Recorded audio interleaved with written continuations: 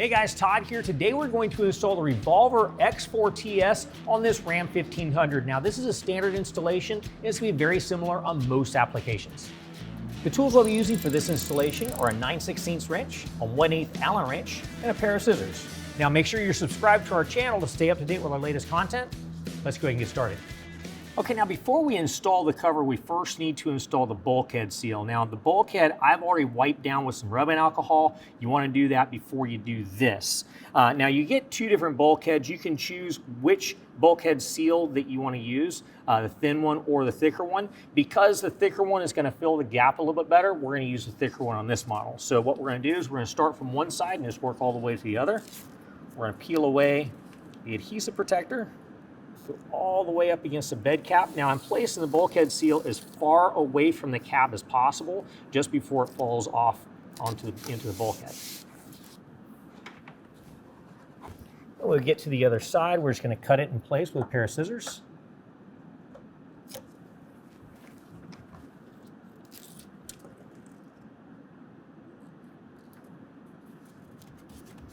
All right, press that down and then we can go ahead and work on the rails. Okay, now before we install our rails, we want to first install the end caps on each end of the T-slot on the rail. So you're going to have 4 of these, 2 for each rail. So what we're going to do now, these are designed to be really tight. So what we're going to do is we're going to just kind of slide one end in and then push it all the way through. Take your 1/8 inch Allen wrench and just get it to where it barely connects and gets snug. That will hold that in place. Do that on both rails and on both sides. Okay, so this is our passenger side rail. The T-slot is going to go to the outside, and this tab up here is going to go to the inside. So let me go ahead and peel this back, set this in place. Okay, this is the tab. Right here, you're going to notice there's a little bit of a shelf with a foam pad on it. That is going to go all the way up against your painted bed cap. Now, if you have a drop-in bed liner, you're going to want to peel this foam off, push this all the way up against the drop-in bed liner, and then force the drop-in bed liner all the way up against the bulkhead when you're installing our clamps. But let's go ahead and get this guy in place. All right, next we're going to go ahead and install our first clamp about 6 inches back from our bulkhead. All right, now holding the rail in place, I'm going to go ahead and bring up the clamp and show you guys what we're working with. So if you notice, there are grooves in the clamp and they're going to match up to the grooves in the rail. So what we're going to do is spread that clamp apart and then set it into the rail. Make sure those mate in well to where those grooves are nice and flush in there. And we want to make sure it's as high up on that rail as possible.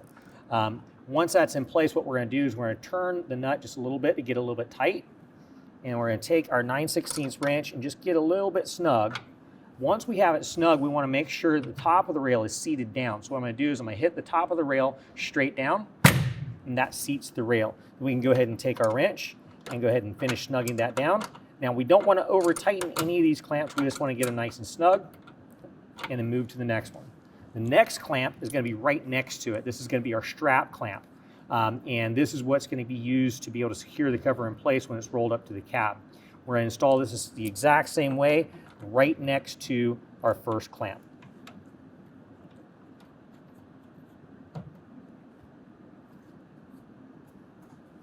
And again, tighten that down with our 9/16 wrench.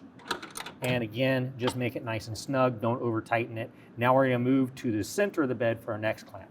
And it's going to install the exact same way as our first clamp. So get that set in place. Go ahead and snug it tight. Make sure the grooves in the clamp are lined up to the grooves on the rail and it's as high up as possible. We're going to just get it to where it's biting down, seat the top of it, and then finish snugging it up.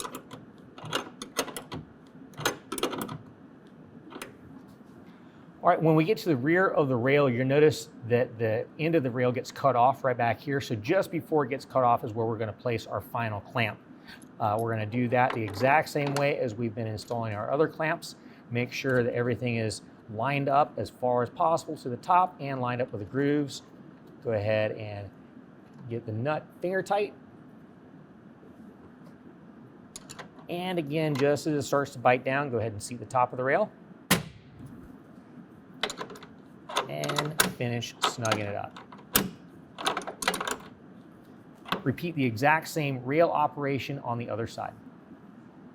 All right, now the cover is going to come from the factory reverse rolled. So what we're going to do is we're going to set it on the rails towards the tailgate end. Make sure this comes out kind of close to the tailgate. You're not going to be able to close it all the way down yet, but just get it somewhat lined up. Doesn't have to be super lined up. Next, what we're going to do is we're going to start rolling this towards the cab of the truck and then rolling the tailgate portion also towards it, kind of follow it up.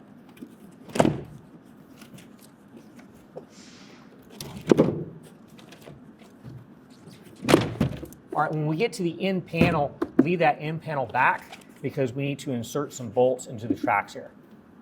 Now in this front header panel, you are going to notice we've got a couple of tracks that run side to side. In your kit, you're going to have some 5/16 bolts with a 1/2 inch head. Those are going to slide into those channels. So you're going to want to put 2 on the driver's side and 2 on the passenger side. And then as you put them in, you want them to line up to the slots on the tab. You're going to do that on both sides so that as it folds over, it drops down into the holes. All right, so from underneath, we're going to see where the 2 bolts are coming down through the tab. Now in our kit, we've also got a rubber washer, flat washer, and a lock nut that we're going to use on each one of these. It's going to go in a certain order. First, we do the rubber washer, then the flat washer, and then the lock knob. Now, we don't want to tighten down that lock knob all the way yet. All we want to do is get it to where it just barely touches and repeat that on all 4 of those bolts. Rubber washer first, flat washer, and then lock knob. Now we don't want to tighten that down away because we have to still adjust the cover. All right, next what we want to do is go ahead and roll this back to the tailgate. Now be very careful because we don't have this tightened down yet. It's because we're going to be adjusting the cover as we go. These tabs along here need to be about an 1/8 inch between the tab to the edge of the rail. So as we're going, make sure you catch that, check that, make sure everything is dropping in place. All right, now as we roll this back to the tailgate, make sure that the latch goes to the inside of the paddle, because as it pushes down that paddle, we want to make sure that the latch rail comes over and attaches to those tabs.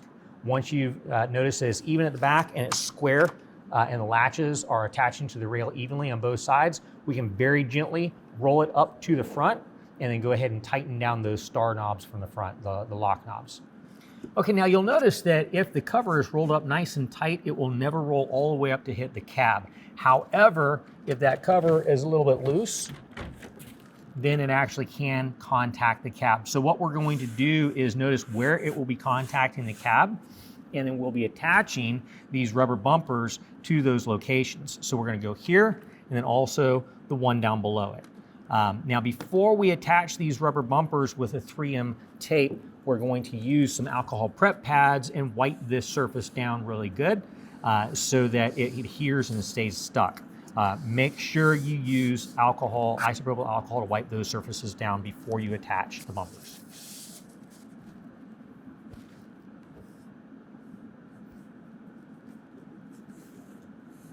All right, it's a very tight fit, so it's going to go all the way in there. Make sure you press down and hold it tight. Get good adhesion, and go to the next one.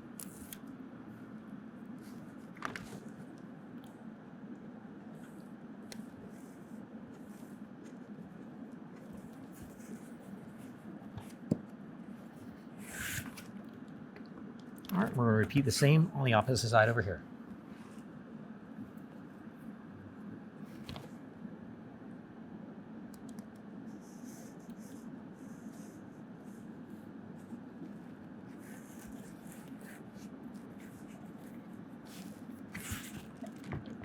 All right.